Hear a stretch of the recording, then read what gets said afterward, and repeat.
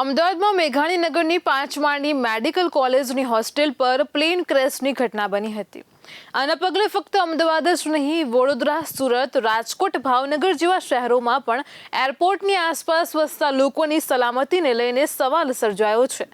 આ વિસ્તારોમાં કેટલાય બિલ્ડરોએ સ્થાનિક રાજકારણીઓ સાથે સાંઠગાંઠ કરીને એરપોર્ટ ઓથોરિટીને પણ ખોટા નકશા બતાવીને વિમાનના માર્ગમાં આવતા હોય તે રીતે બહુમાળી બિલ્ડિંગો બનાવી લીધા છે।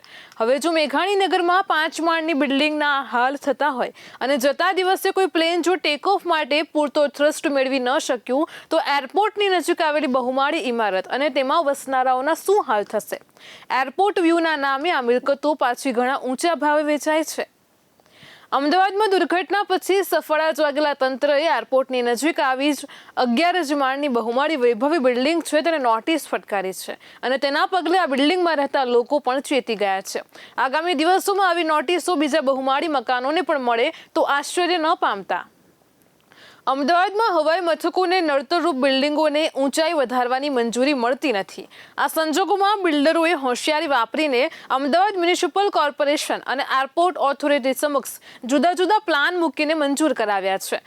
એરપોર્ટ ઓથોરિટી સમક્ષ અક્ષાંશ અને રેખાંશ પ્રમાણે ખોટા નકશાવાળા 150 બિલ્ડિંગો મંજૂર થયા છે। તેઓ એરપોર્ટ ઓથોરિટી સમક્ષ રજૂ કરવામાં આવેલા નકશામાં તે સ્થળના બદલે બીજા સ્થળનું બિલ્ડિંગ બતાવી દે છે। તેઓ સરદારનગર એરિયામાં બિલ્ડિંગ હોય તો તેને મકરબા બાજુના નકશામાં બતાવી દઈને મંજૂરી મેળવી લે છે। આમ એરપોર્ટ ઓથોરિટીને ખબર પણ હોતી નથી અને બહુમાળી મકાનો ઊભા થઈ જાય છે। આ ઉપરાંત ગાંધીનગરમાં ગિફ્ટ સિટીનું એક ઊંચું બિલ્ડિંગ પણ તેની વિમાનના માર્ગની રેન્જ આવે છે। એટલે કે ગાંધીનગર વિસ્તારમાં પણ 12 બિલ્ડિંગ એવા છે કે જે વિમાનના માર્ગમાં આવે છે। એરપોર્ટ ઓથોરિટી, ડીજીસી અને કોર્પોરેશન તેની સામે પગલાં પણ લેતું નથી કારણ કે તેમના ઉપર રાજકીય દબાણ આવે છે અને તેથી આગળ કોઈ કાર્યવાહી થતી જ નથી। બિલ્ડરો અને રાજકારણીઓની સાંઠગાંઠના કારણે સત્તાવાળાઓ આગળ કાર્યવાહી કરી શકતા નથી। હાલમાં તો અમદાવાદ ગાંધીનગર બંનેની થઈને વિમાનોને નડતી ઊંચી ઇમારતોનો આંકડો 350ની નજીક પહોંચી ગયો છે। આમ વધુ એક દુર્ઘટનાના આરે આપણે ઊભા છીએ તેવું કહી શકાય। દુર્ઘટના વગર આમ પણ તંત્રની આંખો ખુલતી નથી। વાસ્તવમાં એરપોર્ટ નજીક ઊભા કરવામાં આવેલા બહુમાળી મકાનો ફક્ત મકાનો નથી પણ મોતના માછડા છે। જ્યાં સુધી પ્લેન દુર્ઘટના થશે નહીં ત્યાં સુધી સત્તાવાળાઓની આંખો ખુલશે નહીં। ભૂલથી પણ કોઈ પ્લેન મિસગાઈડ થઈને 9/11ની જેમ આવી કોઈ બિલ્ડિંગમાં ઘૂસી ગયું તો અકલ્પનીય જાનહાનિ પણ સર્જાઈ શકે છે। કોઈ એવું માનતું હોય કે આ વાત ફક્ત અમદાવાદ પૂરતી સીમિત છે, ના, તેવું જરા પણ નથી। વડોદરા, સુરત, રાજકોટની સાથે ભાવનગર જેવા નાના શહેરોમાં પણ આ જ સ્થિતિ જોવા મળે છે। ભાવનગર જેવા શહેરમાં પણ 2016માં એરપોર્ટ ઓથોરિટીને ખોટા કાગળો અને આંકડાઓ બતાવીને આખું ટાઉનશીપ બનાવવાની મંજૂરી મેળવાઈ હતી અને બની પણ ગયું।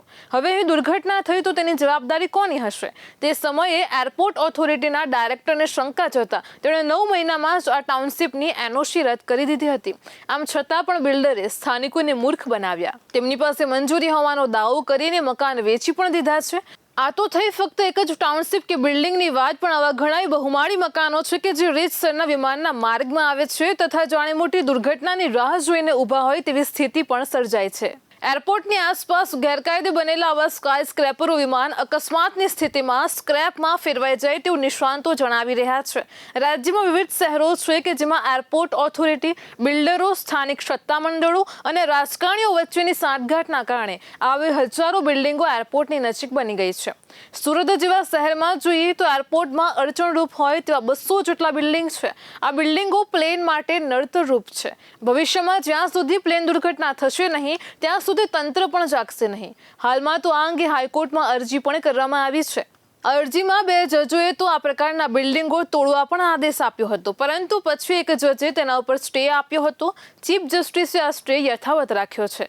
રાજકોટમાં હીરાસર એરપોર્ટ હજુ તો નવું સવું બન્યું છે ને ત્યાં પણ આ સમસ્યા શરૂ થઈ ગઈ છે। એરપોર્ટની જોડે જોડે હાઈરાઇઝ અને સ્કાય સ્ક્રેપર કહી શકાય તેવા મકાનો બનવા લાગ્યા છે, જ્યારે તે નિયમ મુજબ આવા કોઈ મકાનો બની શકે જ તેમ નથી। આશ્ચર્યની વાત તો એ પણ છે કે અમદાવાદ સહિત એરપોર્ટ પરના આ 1500 બિલ્ડિંગ ગેરકાયદે છે, પરંતુ આ અંગે તે એરપોર્ટ પર પ્લેન ઉડાડતા પાયલોટને જણાવવામાં આવતું નથી। કેમ કે જો પાયલોટને તેની જાણ કરવામાં આવે તો પાયલોટ પણ ગુજરાતના એક પણ એરપોર્ટ પર પ્લેન જ ન ઉતારે અને તેથી તેને જાણ જ કરવામાં નથી આવતી। સામાન્ય નિયમ એવો છે કે એરપોર્ટની નજીકના 4 કિલોમીટરના વિસ્તારમાં કોઈ પણ હાઈરાઇઝ ન હોવું જોઈએ, પરંતુ આવા કોઈ નિયમનું પાલન પણ થતું નથી. હવે જો એરપોર્ટના નિયમનું પાલન કરવામાં આવે તો એકલા સુરત એરપોર્ટની જોડેના જ 1000થી વધારે બિલ્ડિંગ તોડવા પડે, જ્યારે અમદાવાદમાં 300થી વધારે બિલ્ડિંગ તોડવા પડે, તો વડોદરા અને ભાવનગર જેવા શહેરોમાં પણ 100થી વધારે બિલ્ડિંગ તોડવા પડી શકે છે. પરંતુ તેમ થશે નહીં. તેનું કારણ છે કે બિલ્ડર, રાજકારણીઓ, સ્થાનિક સટ્ટામંડળ અને એરપોર્ટ ઓથોરિટીની સાંઠગાંઠ છે, પણ તેની કિંમત લોકોએ ચૂકવવાની આવશે.